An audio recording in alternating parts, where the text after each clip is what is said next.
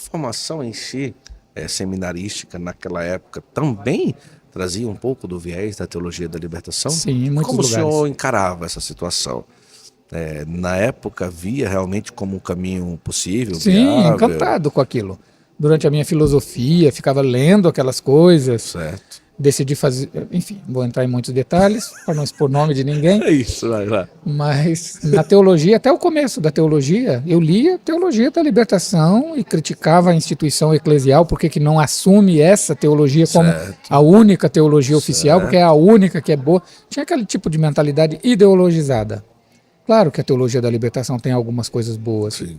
O próprio São João Paulo II reconheceu isso, ela tem que ser purificada, não é? Mas, Claro. enfim, voltando à pergunta, no seminário onde eu fiz teologia, sim, o ambiente dos professores era basicamente esse. Vários professores colocavam como critério para nota, às vezes a nota principal do semestre, a leitura e a resenha de um livro de Sim. Leonardo Bossi, Sim. de Gustavo Gutierrez, de John Sobrino. Uhum. São 3 teólogos latino-americanos que foram, inclusive, corrigidos, porque a sua teologia, em alguns aspectos, não correspondia à fé da Igreja Católica. Como o padre chegou a ter como o Dom Beni, uma certa percepção diferenciada disso? Como que foi? Não, eu já ao se tinha tornar? sido vacinado. Ah, certo. Já tinha mudado a minha percepção Como seminário? como seminarista, porque ia a lojas de livros usados por causa do dinheiro, né? Sim, Comprar claro. livro usado é mais Sim, barato mais que comprar barato. livro novo. Isso. E lá eu comprei um livro chamado Introdução ao Cristianismo, que me pareceu interessante. Comprei, comecei a ler esse livro, Introdução ao Cristianismo. E teve um dia, numa aula, que o professor estava expondo um tema e eu tinha, por coincidência, lido aquele mesmo tema Quem naquele que é o livro. livro? Pô, desculpa. Já vou te dizer. Tá. Já Tô ouvi, criando já. suspense. Já ouvi, isso aí Isso não aqui é roteiro de filme americano. Uau, Deixa o suspense. Gostei. Vai lá. E aí o senhor tinha lido? E aí eu tinha lido aquele tema nos dias anteriores. Aí levantei uma professora, eu li de um outro autor sobre isso, tal e tal opinião. Mas disse Com muita tranquilidade. serenidade. Ele, quem é esse teólogo? Eu falei, professor, eu não me lembro o nome dele, mas o livro se chama Introdução ao Cristianismo. Se você vai continuar citando esse autor nas minhas aulas, não precisa ver. Uau! Aí, o que um adolescente faz? Um jovem de 17, de 18, 19 anos faz? Quando uma coisa é proibida. Uau, aí eu Vou pra ver cima. o que tem nesse negócio.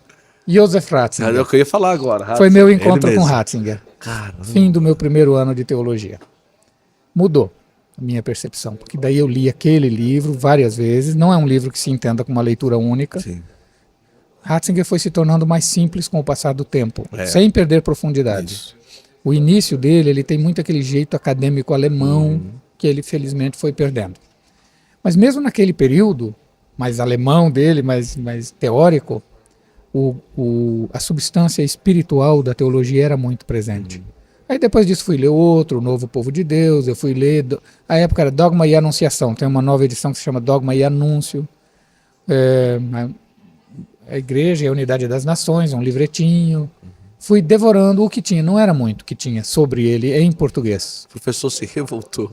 Sim, eu nunca mais citei, evidentemente, que Obedeceu. a minha nota dependia mais dele do que de mim, eu entendi, né? Mas não deixou de ler, né? Não, pelo contrário. E mudou a minha perspectiva do encanto com a teologia da libertação. Eu descobri que tinha outro universo, que todo o pensamento da igreja não se resume a uma linha teológica. Então eu fui descobrindo a católica. Católica, é assim que diziam os escritores antigos, Cipriano de Cartago, Sim, Agostinho, em vez de dizer igreja católica, eles diziam a católica, certo. simplesmente.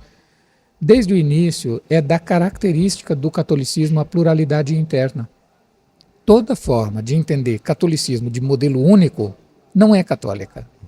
Isso é característica de pensamento sectário. Numa seita, ou você pensa igualzinho ou sai daqui. Isso. Na católica, os padres da igreja, sobretudo os norte-africanos, gostavam de comparar com a Arca de Noé. Cabe todo tipo de bicho. E tem 2 relatos sobre a arca no Antigo Testamento. Um diz que é um casal de cada tipo de bicho. Tem outro relato interessante que diz que eram 2 casais de cada bicho puro e um casal de cada bicho considerado impuro. E eles, os padres, usavam isso para comentar que o pecador ainda é membro da igreja. Bicho impuro. É membro da igreja, está na arca, tem esperança de salvação. É típico do catolicismo ser não ou. Toda vez, então, eu aprendi com Ratzinger isso. Toda vez que eu me deparo com essas pessoas que se não é igual a mim não está certo, que defendem a pluralidade, o pluralismo, mas é o pluralismo do sinônimo. É dizer só a mesma coisa, com outras palavras, mas é a mesma coisa. Não é pluralismo. Então, quando eu me deparo com coisas assim, no fundo eu sinto dó, porque isso restringe a compreensão da igreja e a possibilidade de experimentar a alegria de ser parte de algo que é capaz de acolher tantas diferenças e reconciliá-las no Salvador, que é Cristo. Olha só.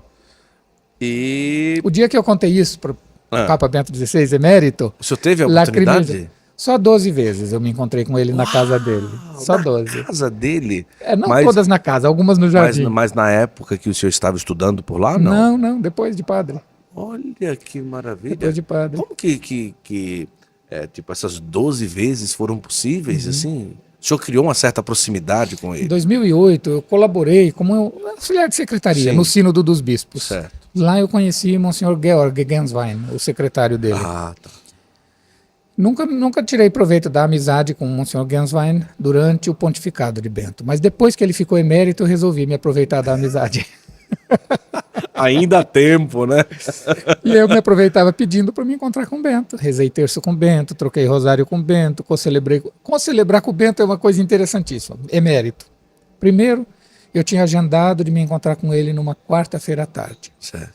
no sínodo de 2014. Contei para Dom Odilo falou, avisa que eu vou junto, eu quero ir junto. Avisei Genswein, Dom Odilo vai também. Ok.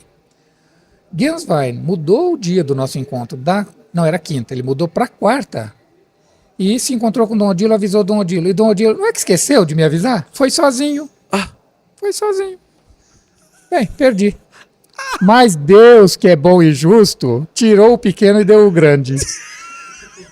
Porque no sábado de manhã, Monsenhor Genswein desceu à Casa Santa Marta, onde eu estava hospedado, para acompanhar Papa Francisco numa audiência. Me encontrou no saguão e falou, te esperamos quarta-feira, você não foi. Teve um desencontro, onde ele não conseguiu me avisar, eu não fui. Que pena. Dia seguinte, de manhã, na portaria da Casa Santa Marta, bilhetinho de Genswein. O Santo Padre lhe convida para co-celebrar segunda-feira, 7h45. E se aceitar o convite, esteja lá às 7h30. Olha, eu tenho o bilhetinho até hoje, claro. E o senhor estava lá. Perdi um terço com Bento XVI. Ganhei uma missa com Bento XVI. Agora você imagina, eu me inclinei na frente dele dizendo, dê a sua bênção, para proclamar o evangelho, né? Formulazinha em latim, Iube Domine Benedicere. Recebi a bênção, proclamei o evangelho. Monsenhor Genswein preparou as oferendas no altar. Hora de Bento ir